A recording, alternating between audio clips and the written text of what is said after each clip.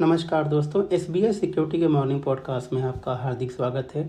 आइए देख लेते हैं कि कल के सेशन में क्या हुआ है और आज ऐसी कौन सी कंपनियां, ऐसे कौन से इवेंट्स हैं जो मार्केट के फोकस में रहने वाले हैं। तो दोस्तों, कल के सेशन में भी मार्केट लगातार तीसरे दिन जो है नीचे बंद हुआ। हालांकि शुरुआत अच्छी हुई थी, एक गैप अप के साथ में हमने शुरुआत की थी, लेकिन प्रॉफिट बुकिंग होने की वजह से जो रैली है वो फिजल्ट आउट हो गई और फाइनली जो सेंसेक्स है वो 166 पॉइंट और निफ्टी करीब 63 पॉइंट नीचे बंद हुआ है। ब्रॉडर मार्केट में जो है लगातार जो है प्रेशर बना हुआ है। मिड कैप इंडेक्स 0.5% और स्मॉल कैप इंडेक्स भी लगभग 0.5% नीचे बंद हुआ है।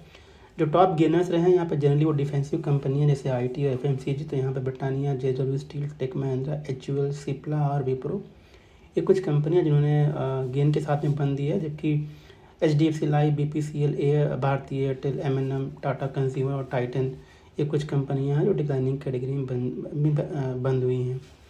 अगर सेक्टरली बात करूँ तो दोस्तों, तो यहाँ पे बीएससी रियल्टी सबसे बड़ा गेनर रहा, जहाँ पे बढ़त लगभग 0.25% की रही है। पीएससी आईटी लगभग 1.25% ऊपर बंद हुआ है।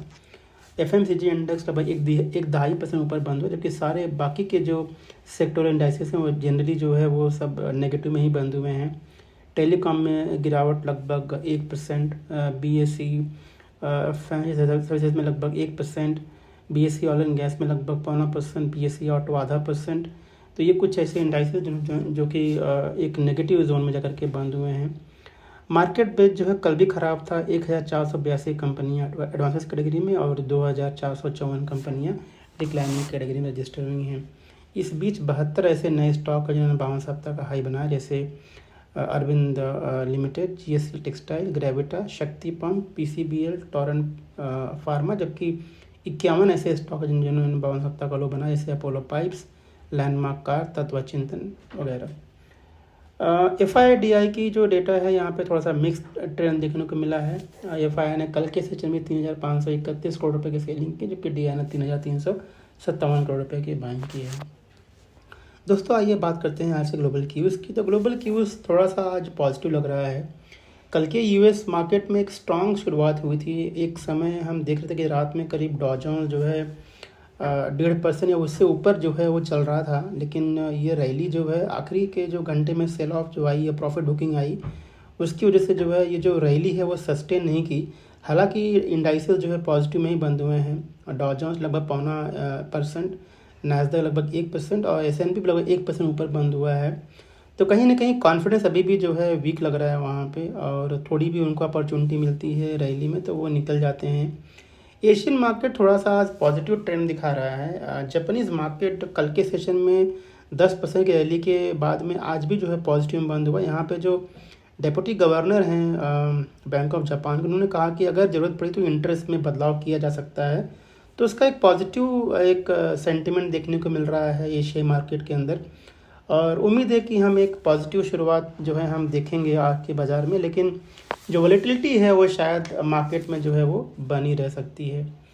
दोस्तों, आइए बात करते हैं कि ऐसी कौन सी कंपनियां हैं जो आज फोकस पे रहने वाली। दोस्तों, तो बात करते हैं उन कंपनियों को जिन्होंने रिजल्ट डिक्लेयर किए हैं कल मार्केट आउट के बाद में। तो पहले बात करते हैं बॉश की। तो यहाँ पर बॉश ने जो रिजल्ट डिक्लेयर किया है, यहाँ पे रेवेन्यू में बढ़त लगभग 4% की है, प्रॉफिट उनका 14% बढ़कर के आया है, तो नंबर यहाँ पे ठीक ठाक है।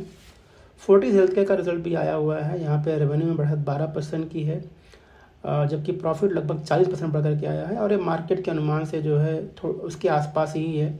तो आई थिंक ये नंबर अच्छे हैं फोर्टिस हेल्थ केयर के लिए। फ्यूचर मार्केट फाइनेंस का रिजल्ट आया हुआ है। हालांकि टोटल इनकम में बढ़त 28% की है, लेकिन उनका जो प्रॉफिट है वो प्रॉफिट से अब लॉस में चला गया है, तो ये थोड़ा सा नेगेटिव है कंपनी के लिए। गल्फ ऑयल ने अपने रिजल्ट डिक्लेयर किए, नंबर काफ़ी अच्छे हैं। 10% की बढ़त जो है वो सेल्स के अंदर है, और प्रॉफिट लगभग 24% बढ़ करके आया है, और मार्केट के अनुमान से बेहतर है। तो उम्मीद करते हैं कि ये स्टॉक पॉजिटिव रिएक्ट करेगा। वीआईपी इंडस्ट्री ने अपने रिजल्ट डिक्लेयर किए हैं। हालांकि रेवेन्यू फ्लैट रहा है इस क्वार्टर का, लेकिन प्रॉफिट में जो है प्रेशर बना हुआ है, और कंपनी ने इस क्वार्टर में केवल 4 करोड़ का ही प्रॉफिट कमाया है, जबकि एक साल पहले सेम क्वार्टर में जो है 77 करोड़ रुपये की प्रॉफिट हुआ करती थी। तो ये मार्केट के अनुमान से जो है ये कम है। हालांकि जो कॉन्फ्रेंस कॉल होगा वहाँ पे मैनेजमेंट की क्या कमेंट्री होती है उसके ऊपर जो है बाजार का फोकस ज़्यादा रहने वाला है। आईआईएफएल फाइनेंस ने भी अपने रिजल्ट डिक्लेयर किए हुए हैं। हालांकि रेवेन्यू जो है इस क्वार्टर में फ्लैट रहा है, लेकिन जो है कंपनी का जो ओवरऑल प्रॉफिटेबिलिटी है, यहाँ पे कंपनी ने लॉस कमाया हुआ है 23 करोड़ रुपए का, जबकि पिछले साल जो है सेम क्वार्टर में ये करीब 151 करोड़ रुपए का जो प्रॉफिट था, तो ये बेसिकली मार्केट के अनुमान से जो है वो कम है।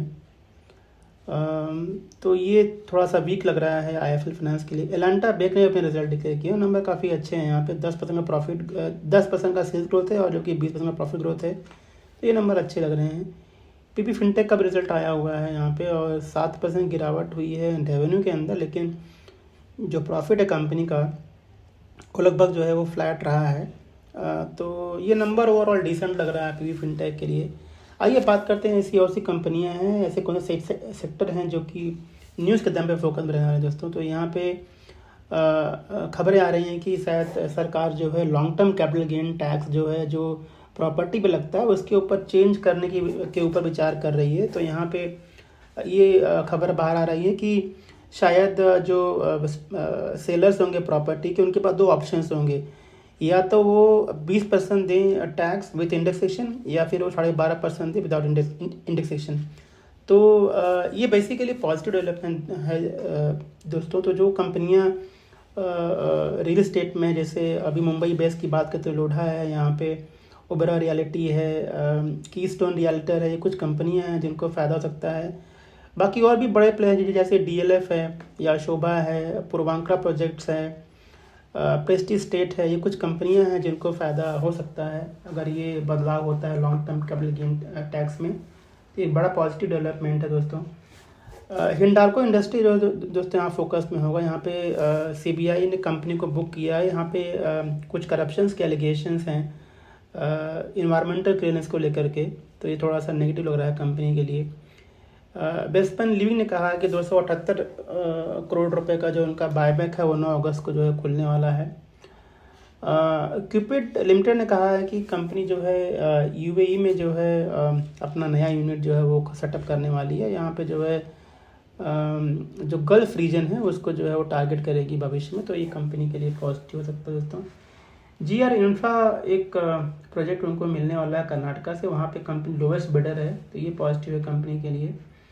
अरबिंदो फार्मा को दोस्तों एक यूएस एफडीए से अप्रूवल मिला है एस्ट्राडायोल वजाइनल इंसर्ट्स के लिए, तो ये कंपनी के लिए पॉजिटिव है लॉन्ग टर्म में। और एक कंपनी कह रही है कि इसका जो लॉन्चिंग है वो सेकेंड क्वार्टर में लॉन्च होगा 2025 फाइनेंशियल ईयर्स के लिए। तो ये कुछ कंपनी हैं दोस्तों जो फोकस में रहने वाली हैं। अगर बात करें कुछ ब्लॉक डील्स की, तो यहाँ पे जाइडस वेलनेस में जो है quant mutual fund 17 lakh share जो है वो खरीदे हैं 2201 रुपये पर शेयर पे।